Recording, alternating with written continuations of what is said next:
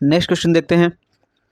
इसमें लिखा है two infinite identical charge set and a charge spherical body of charge density rho R arrange as shown in the figure, then the correct relation between the electric field at point A, B, C, D are test।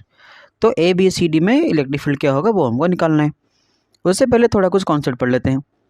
अगर एक infinite plate है, ये infinite plate है, तो इसके वजह से इसमें सपोज प्लस क्यू चार्ज है, तो इसके वजह से जो इलेक्ट्रिक फील्ड होगा, प्लस क्यू की वजह से तो इलेक्ट्रिक फील्ड आउटवर्ड होता है, तो इसके वजह से जो इलेक्ट्रिक फील्ड होगा उसका वैल्यू होगा सिग्मा बाई 2E0। एंड ये डिस्टेंस के ऊपर डिपेंड नहीं करता, it is not a function of distance, ये डिस्टेंस के ऊपर डिपेंड नहीं करता। ये हमारा मेन कॉन्सेप्ट होगा। तो यहाँ पे जो लिखा है, यहाँ पे दो प्लेट है, दो इन्फिनिट प्लेट है, दोनों पॉजिटिव चार्ज है। तो अगर ए पॉइंट पे निकालेंगे electric field due to the positive charge plate, तो ए पॉइंट पे इसके वजह से जो होगा इसके वजह से भी वही होगा। एंड हमको पता है प्लस की वजह से इलेक्ट्रिक फील्ड होता है आउटवर्ड, तो ए पॉइंट पे प्लस की वजह से इलेक्ट्रिक फील्ड होगा आउटवर्ड मतलब इस तरफ, इसके वजह से इलेक्ट्रिक फील्ड होगा आउटवर्ड मतलब लेफ्ट की तरफ। Now electric field due to the plate distance के ऊपर डिपेंड नहीं करता, तो ये वाला इलेक्ट्रिक फील्ड एंड ये वाला electric field due to both the plate will be equal and opposite. Equal क्यों? दोनों का वैल्यू सेम होगा। ऑपोजिट क्यों? क्योंकि डायरेक्शन उल्टा होगा। तो यहाँ पे नेट फील्ड हो जाएगा zero, due to the plate net field हो जाएगा जीरो। सिमिलरली जो बी पॉइंट यहाँ पे है, बी पॉइंट में भी इलेक्ट्रिक फील्ड इसके वजह से आउटवर्ड, इसके वजह से आउटवर्ड, तो नेट फील्ड क्या हो जाएगा? नेट फील्ड हो जाएगा जीरो, नेट फील्ड हो जाएगा जीरो। ठीक है, प्लेट की वजह से, क्योंकि प्लेट की वजह से जो इलेक्ट्रिक फील्ड होता है वो डिस्टेंस के ऊपर डिपेंड नहीं करता, तो बी पॉइंट पे फील्ड हो जाएगा जीरो। नाउ सी पॉइंट पे क्या हो जाएगा फील्ड? सी पॉइंट पे प्लस क्यू की वजह से इलेक्ट्रिक फील्ड होगा लेफ्ट, इसके वजह से भी लेफ्ट, तो सी पॉइंट पे एक नेट फील्ड रहेगा। तो नेट फील्ड कितना होगा? तो नेट फील्ड हो जाएगा E equal to sigma by 2E0 plus sigma by 2E0, total हो जाएगा सिग्मा बाई E0। दोनों को हमने आर क्यों किया? क्योंकि सी पॉइंट पे दोनों प्लेट की वजह से इलेक्ट्रिक फील्ड होगा लेफ्ट की तरफ, दोनों का डायरेक्शन सेम है, तो नेट निकालने के लिए हमने आर कर दिया। सिमिलरली डी पॉइंट में भी इसके वजह से आउटवर्ड, इसके वजह से आउटवर्ड, तो आउटवर्ड आउटवर्ड, तो नेट फील्ड हो जाएगा सिग्मा बाई E0, क्योंकि ये भी आर हो जाएगा। नाउ ये तो हो गया प्लेट की वजह से, तो प्लेट की वजह से ए एंड बी में फील्ड हो गया जीरो एंड दोनों में ये हो गया। नाउ इसके वजह से निकालते हैं ये जो स्पीयर है ना। यहाँ पे जो स्पीयर अगर हम डायग्राम के हिसाब से देखा जाएगा, तो स्पीयर में क्या होता है? स्पीयर में इस केस में चार्ज को हमने चार्ज को उसमें बाहर रखा है, चार्ज को उसने बाहर रखा है। तो यहाँ पे हम मान सकते हैं ये जो स्पीयर है it is not a non conducting sphere, it's a conducting sphere. इसका मतलब जो चार्ज होगा वो उसके सरफेस में रहेगा। लेकिन अगर सिंबल को देखें, यूजुअली रो को जो सिंबल होता है ये यूजुअली वॉल्यूम चार्ज डेंसिटी की वजह से यूज किया जा रहा है, मतलब यूज किया जाता है volume charge density.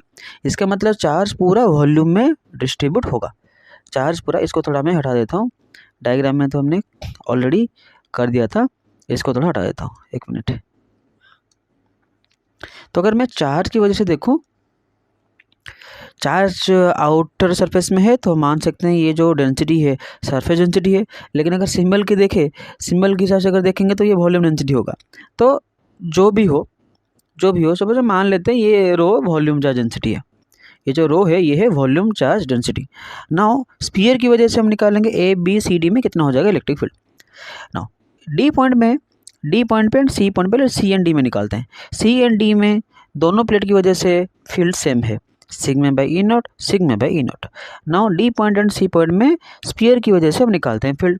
Now D point ये स्पीयर से दूर है, स्पीयर से दूर है मतलब स्पीयर से बाहर है।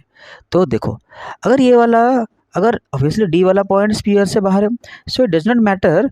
इसके केस में ये जो बॉडी है, ये बॉडी के जो चार्ज डिस्ट्रीब्यूट हुआ है वो पूरा सरफेस में डिस्ट्रीब्यूट हुआ है या वॉल्यूम में डिस्ट्रीब्यूट हुआ है, अब ये मैटर नहीं करेगा, क्योंकि ये जो हम 4 पॉइंट ले रहे हैं ए बी सी डी, ये A B C D sphere के बाहर है। हाँ, लेकिन अगर ये A B C D point में किसी भी पॉइंट अगर स्पीयर के अंदर होता तो ये मैटर करता, क्योंकि अगर नॉन कंडक्टिंग स्पीयर होता है, मतलब ऐसा स्पीयर जिसमें चार्ज पूरा वॉल्यूम में डिस्ट्रीब्यूट है, तो वॉल्यूम की वजह से और उस केस में जो स्पीयर है उसकी वजह से इलेक्ट्रिक फील्ड बाहर अलग तरीके से बिहेव करता है, अंदर अलग तरीके से बिहेव करता है।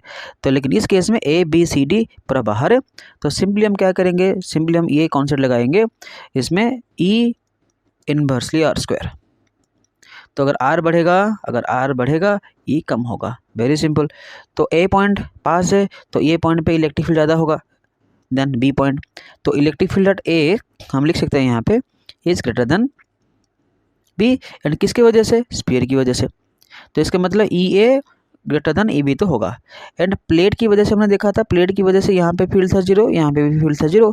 तो ए एंड बी में ड्यू टू द स्फीयर ए ज़्यादा होगा बी कम होगा, तो ए ग्रेटर देन बी हो जाएगा। तो यहाँ पे ए ग्रेटर देन बी सिर्फ एक में ही है, ये वाला ऑप्शन।